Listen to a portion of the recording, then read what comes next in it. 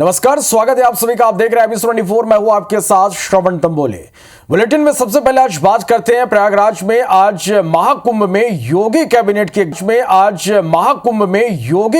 की एक बड़ी बैठक होने जा रही है। अरल घाट में कैबिनेट की यह बैठक होगी। यूपी सरकार के सभी 54 मंत्री इसमें शामिल होंगे। महाकुंभ में कैबिनेट बैठक पर बड़े फैसले हो सकते हैं। नए धार्मिक क्षेत्र के निर्माण को मंजूरी संभव है। यूपी के 7 जिलों को मिलाकर नया धार्मिक क्षेत्र बन सकता है।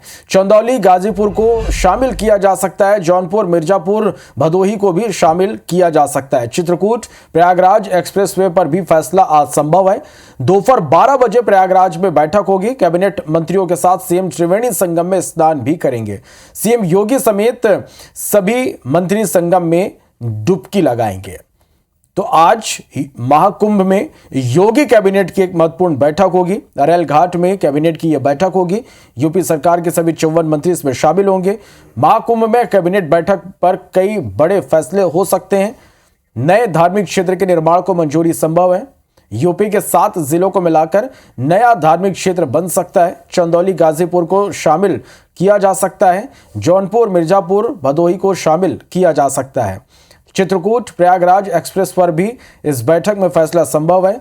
दोपहर 12 बजे प्रयागराज में बैठक होगी। कैबिनेट मंत्रियों के साथ सीएम त्रिवेणी संगम में स्नान करेंगे।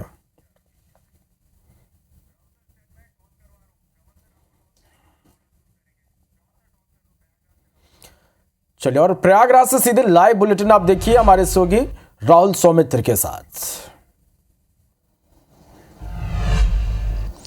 बहुत धन्यवाद श्रवण। अतुल्य कुंभ के इस बुलेटिन में बहुत सभी का स्वागत है, दर्शकों का जो हमारे साथ लगातार जुड़े हुए हैं। और जो पहली स्टोरी है वो पूरे महाकुंभ में छाई रही। एक आप बहुत ही खूबसूरत साध्वी को आपने देखा होगा। हालांकि वो इनकार करती रही कि वो साध्वी नहीं है, उन्होंने साध्वी की पूरी दीक्षा नहीं ली है। अभी IBC 24 की टीम जहां पर मौजूद है, ये उनका पुराना एड्रेस हुआ करता था, इसीलिए हम यहाँ पहले आए। ये कैलाशानंद गिरी जी का आश्रम है, उन्हीं की शिष्या हैं हर्षा रिछारिया। लेकिन अब उनका एड्रेस बदल गया है। अब वो कैलाशानंद गिरी के शिविर में नहीं रहेंगे। हालांकि कैलाशानंद गिरी जी भी निरंजनी अखाड़े से ही आते हैं। वो हर्षा रिछारिया निरंजनी अखाड़े के जो अध्यक्ष हैं, यानी अखाड़ा परिषद के अध्यक्ष हैं रविंद्रपुरी जी, अब वहां पर रहेंगे। उनका नया ठिकाना वो हो गया है।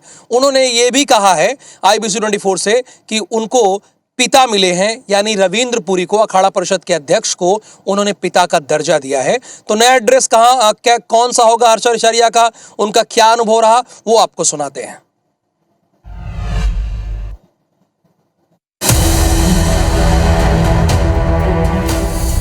पहले महाकुंभ में खूब वायरल हुई, सबसे सुंदर साध्वी का टैग मिला। फिर कहना पड़ा महाकुंभ को टाटा बाय। अब हो गया है वायरल साध्वी का कुंभ में कमबैक। हर्षा रिछारिया की महाकुंभ में वापसी।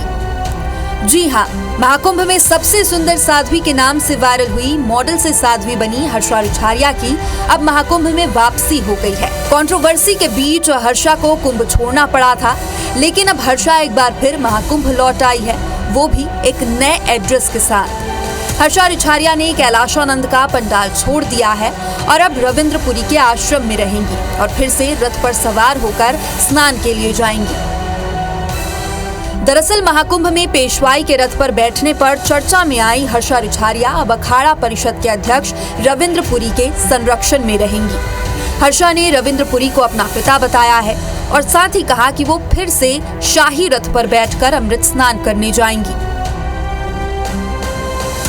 मैं अपने घर में ही आई हूँ, मैं अपने महाराज जी के पास आई हूँ और जिनका आशीर्वाद, जिनका साथ मेरे साथ बना हुआ है, जिनका हाथ मेरे सर पे है, अगर वो मेरे साथ हैं तो मुझे और क्या हो सकता है, मुझे और किसकी ज़रूरत है। एक पिता का अगर साथ मिल गया बेटी को तो उसको और किसकी ज़रूरत है। महाकुंभ में रविंद्रपुरी ने चुनरी ओढ़ाकर हर्षा रिछारिया का स्वागत किया। बता दें कि कैलाशानंद और रविंद्रपुरी दोनों ही निरंजनी अखाड़े से जुड़े हैं। कैलाशानंद का पंडाल सेक्टर 9 में है, जबकि रविंद्रपुरी का पंडाल सेक्टर 20 में है। यानी अब हर्षा रिछारिया का नया पता सेक्टर 20 होगा। Bureau report IBC 24।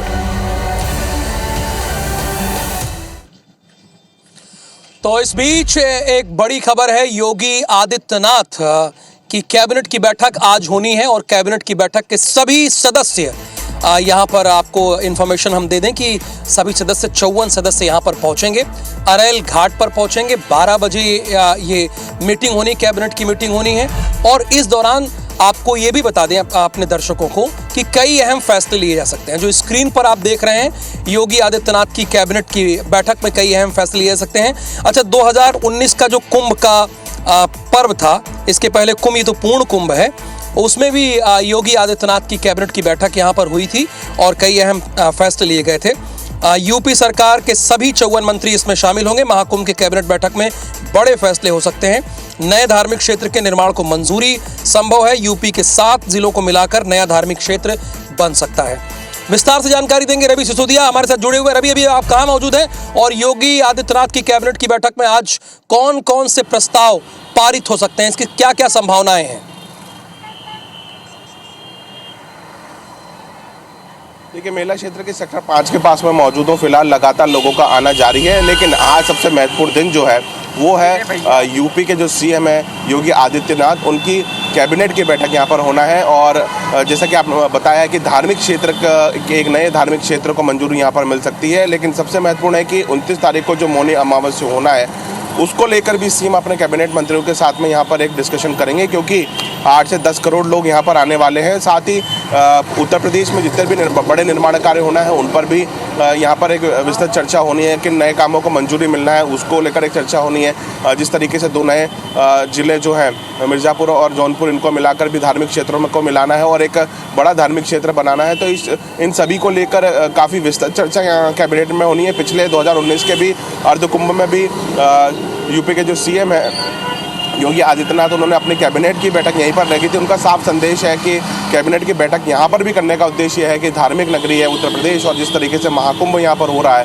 तो इस महाकुंभ में उत्तर प्रदेश से जुड़े हुए जितने भी फैसले हैं वो उसी धर्म के आधार पर, उसी इन अच्छी शक्तियों के आधार पर, जहाँ पर सारे साधु संत बैठे हुए हैं और उसी एक सकारात्मक राह में इन सभी फैसले लिए जाए, इसलिए महत्वपूर्ण यहाँ पर एक बैठक की जा रही है। 11:30 बजे के आसपास योगी आदित्यनाथ यहाँ पर पहुँचेंगे। उसके बाद में त्रिवेणी संकुल पर, अरेल घाट पर यहाँ पर तकरीबन 1.5 घंटे तक उनकी कैबिनेट बैठक यहाँ पर चलने वाली है। कई महत्वपूर्ण फैसले उसमें लिए जाने हैं। निर्माणाधीन जो बड़े कार्य चल रहे हैं स्ट्रक्चर को लेकर, उस पर फैसले लिए जाने हैं। कुछ नए फैसले भी हमें इस बैठक में देखने को मिल सकते हैं। साथ ही खास बात यह है कि 1 बजे के आसपास वो प्रेस वार्ता करेंगे, मीडिया से मुखातिब होंगे और उसके बाद में अपने पूरी कैबिनेट के साथ में वो त्रिवेणी संगम पर स्नान करने के लिए जाएंगे। तो आज का दिन महत्वपूर्ण है। आज काफ़ी सारे वीवीआईपी मूवमेंट यहाँ पर होने वाले हैं। हालांकि एक सबसे महत्वपूर्ण बात इसके अंदर यह है कि लोगों को असुविधा ना हो, इसलिए सीएम योगी आदित्यनाथ ने अरेल घाट, जो कि एक तरफा पड़ता है, वहाँ पर ही अपनी पूरी कैबिनेट की बैठक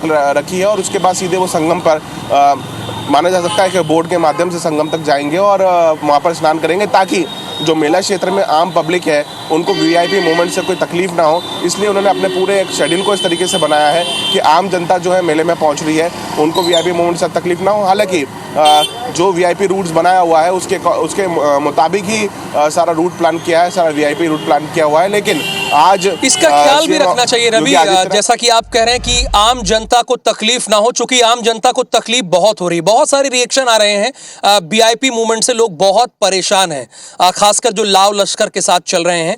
लेकिन योगी आदित्यनाथ जानते हैं कि लोग क्या चाहते हैं, इसीलिए उन्होंने ऐसा प्लान किया है, उनकी टीम ने ऐसा प्लान किया है कि आम लोगों को दिक्कत ना हो। चूंकि आम लोगों को दिक्कत हो रही है, श्रद्धालुओं को दिक्कत हो रही है, ये वो कह भी रहे हैं, खुले तौर पर कह रहे हैं, IBC 24 से कह रहे हैं। बहुत धन्यवाद रवि हेमराज सिसोदिया इस पूरी जानकारी के लिए। और अब अगली स्टोरी की ओर आगे बढ़ते हैं।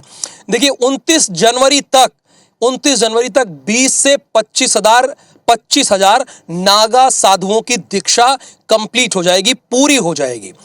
अच्छा, इनकी बहुत लंबी प्रक्रिया होती है ना इन्हें दीक्षा देने की, यानी साधु से नागा साधु बनने की। उसकी क्या परंपरा है, क्या मान्यता है, कैसे बनते हैं, वो आपको अपनी इस रिपोर्ट में दिखाते हैं।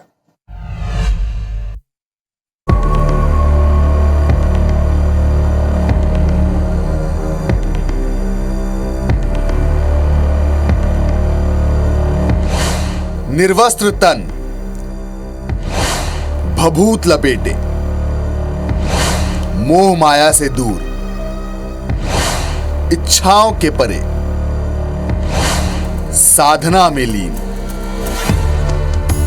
महाकुंभ 2025 का आयोजन हो रहा है, तो इस आस्था के मेले में नागा साधु खास आकर्षण का केंद्र हैं।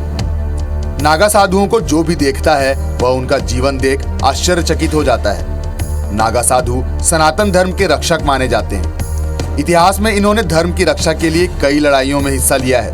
इनके दो रूप माने गए हैं, शस्त्रधारी और शास्त्रधारी। नागा साधु अपने शौर्य और तपस्या के लिए प्रसिद्ध हैं। तो आज हम आपको बताते हैं कि आखिर नागा साधु बनते कैसे हैं। नागा साधु बनने की प्रक्रिया 3 चरणों में पूरी होती है। पहले स्टेज में साधकों को महापुरुष बनाया जाता है, दूसरे स्टेज में वे अवधूत बनते हैं और तीसरे स्टेज में दिगंबर बनाकर उन्हें नागा साधु घोषित किया जाता है। तो सबसे पहले बात करते हैं स्टेज 1 यानी कि महापुरुष बनना। इस स्टेज में साधकों को सांसारिक जीवन छोड़ने की प्रतिज्ञा दिलाई जाती है। इसके बाद गुरु उनके बाल काटकर महापुरुष घोषित करते हैं। इस दौरान उन्हें 5 गुरु शिव, विष्णु, शक्ति, सूर्य और गणेश से दीक्षा प्राप्त करनी होती है। स्टेज 2 अवधूत बनना। महापुरुष बनने के बाद साधकों को संगम ले जाया जाता है, जहां वो 108 डुबकियां लगाते हैं और अपने शरीर से बाल हटवाकर नवजात जैसा बनते हैं। साधकों को 16 पूर्वजों और एक स्वयं को मिलाकर कुल 17 पिंडदान करना होता है। इसके बाद वह सांसारिक बंधनों से मुक्त हो जाते हैं। स्टेज 3 दिगंबर बनना। यह सबसे कठिन चरण होता है। इसमें शाही स्नान से पहले साधकों का दिगंबर संस्कार किया जाता है। इसमें जननांग की नस खींची जाती है, जिससे साधक नपुंसक बन जाते हैं। इसके बाद उन्हें शाही स्नान के लिए ले जाया जाता है और अंतिम डुबकी के साथ वे नागा साधु घोषित किए जाते हैं। और इस तरह नागा साधु बनने की एक कठिन प्रक्रिया पूरी होती है। संदीप तिवारी, IBC 24, प्रयागराज। तो देखा आपने नागा साधु बनने की पूरी प्रक्रिया के बारे में हमारे संवाददाता संदीप कुमार तिवारी ने आपको बताया। और अब इस महाकुंभ की ऐसी महिमा है कि यहाँ पर रशिया से आई हुई एक महिला यहाँ पर हिंदू धर्म का प्रचार प्रसार कर रही है, सनातन धर्म का प्रचार प्रसार कर रही है। इसकी 2 बेटियां हैं, एक कुंभ से पहले हुई थी, 9 साल की हो गई है वो, और दूसरी बेटी इस पूर्ण कुंभ से पहले हुई थी। दोनों बेटियों को लेकर वो सनातन धर्म का प्रचार प्रसार कर रही है। ये रिपोर्ट देखिए आप। आस्था का महाकुंभ है और एक से एक नज़ारे हम आपको दिखा रहे हैं किस तरीके से कहां से श्रद्धालु आए हमारे साथ चल रहे हैं। ये रशिया से हैं, इनसे बातचीत करते हैं। You are from which country? From Russia. You are carrying your baby. How old she is? My baby 10 months and 3 years. So, do you find any difficulty with them here in this Mahakumbh? This is my number 3 Kumbh Mela. Not difficult. More interested with baby. I have good car and husband I have. He now single. What's her name? Shyama Sundar. And her? Lalita. देखिए यही आस्था का महाकुंभ है। ये Russia से है, इनका ये तीसरा कुंभ है और ये सनातन के प्रति अपने आप को समर्पित कर चुकी है। और इनका साफ कहना है कि ये सनातन धर्म के प्रति अपने आप को समर्पित कर चुके हैं, इसीलिए अपने दोनों छोटी बच्चियों को लेकर भी वो इस कुंभ में यहाँ पर आए हैं आस्था की डुबकी लगाने। कैमरामैन रमाशंकर के साथ स्टार जैन, IBC 24, प्रयागराज। देखिए श्वेता शर्मा की एक रिसर्च है, वो रिसर्च बड़ी हैरान करने वाली है। असल में जब आप स्नान करते हैं, गंगा में डुबकी लगाते हैं, संगम तट पर डुबकी लगाते हैं, तो ये एक वैक्सीनेशन का काम करती है।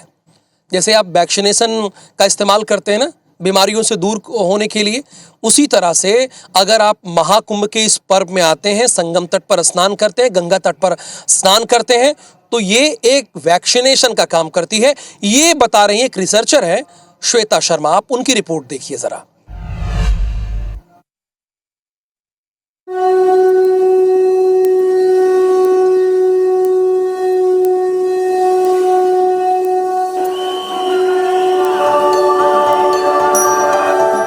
माघ मकर गत रबी जब होई, तीरथ पति आव सब कोई।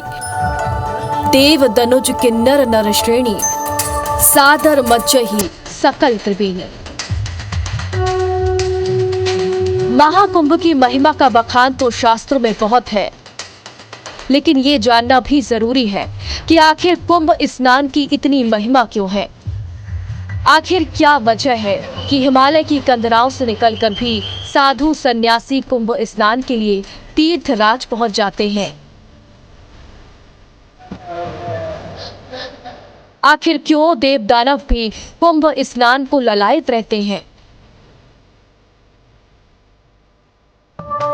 इन तमाम सवालों का जवाब तलाशने का दावा करते हुए कहा जा रहा है कि कुंभ का स्नान एक नेचुरल वैक्सीनेशन है।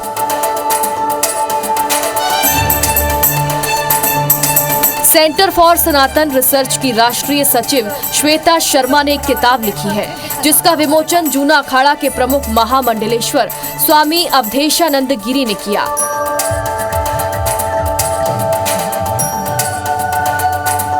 किताब में दावा किया गया कि पौराणिक ऋषि मुनि विश्व के प्रथम वैज्ञानिक थे, जिन्होंने कुंभ स्नान की महिमा इसीलिए इतनी बताई क्योंकि कुंभ का स्नान अपने आप में एक नेचुरल वैक्सीनेशन है, जो आपको शारीरिक के साथ मानसिक बीमारियों से भी बचा सकता है।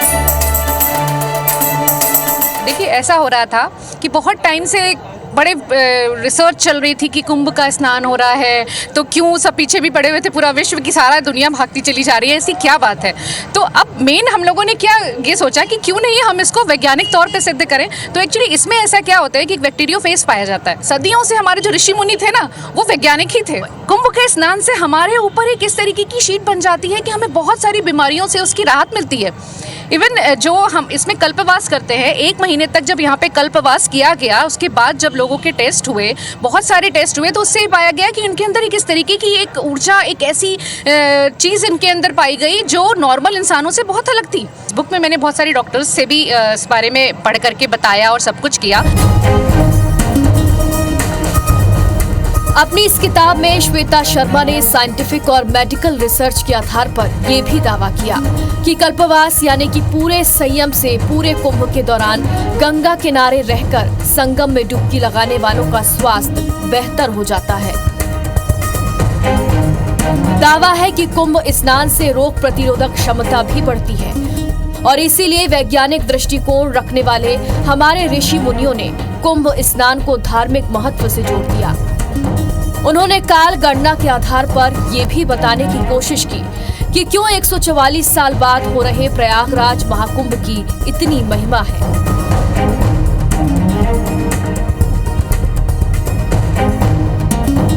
देवताओं का और जब राक्षसों का युद्ध चला कुंभ को लेकर के, उस कुंभ कलश को लेकर के, तो नॉर्मली हुआ ये सब कि 12 दिन तक ये युद्ध चला।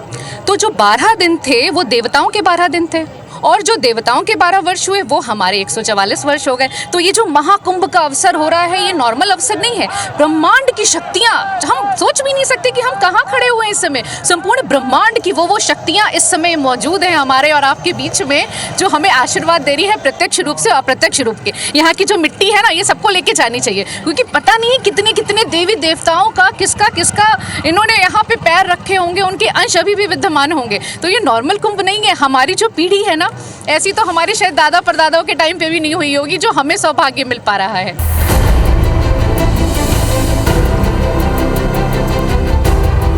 जब यूनेस्को ने कुंभ मेले को साल 2017 में मानवता की अमूर्त सांस्कृतिक धरोहर में शामिल किया, तो इस रिसर्च के शुरू करने का दावा किया गया। इसमें कहा गया कि कुंभ के पहले और अंतिम स्नान के बाद सैकड़ों लोगों के ब्लड सैंपल लिए गए, जिनके नतीजे चौंकाने वाले आए। किताब में दावा है कि टेस्ट में लोगों के kidney function, liver function, CBC की जांच की गई। रिजल्ट में ब्लड में इम्यूनोग्लोबिन बढ़ने का ट्रेंड मिला। टेस्ट में लोगों में संक्रमण नहीं मिले, बल्कि ऐसे बैक्टीरियोफेज मिले जो संक्रमण के कारकों को खत्म कर देते हैं। कुंभ मेले में कल्पवास यानी कि 40 दिनों तक रहने और रोज डुबकी लगाने वालों की सेहत में सकारात्मक बदलाव दिखे।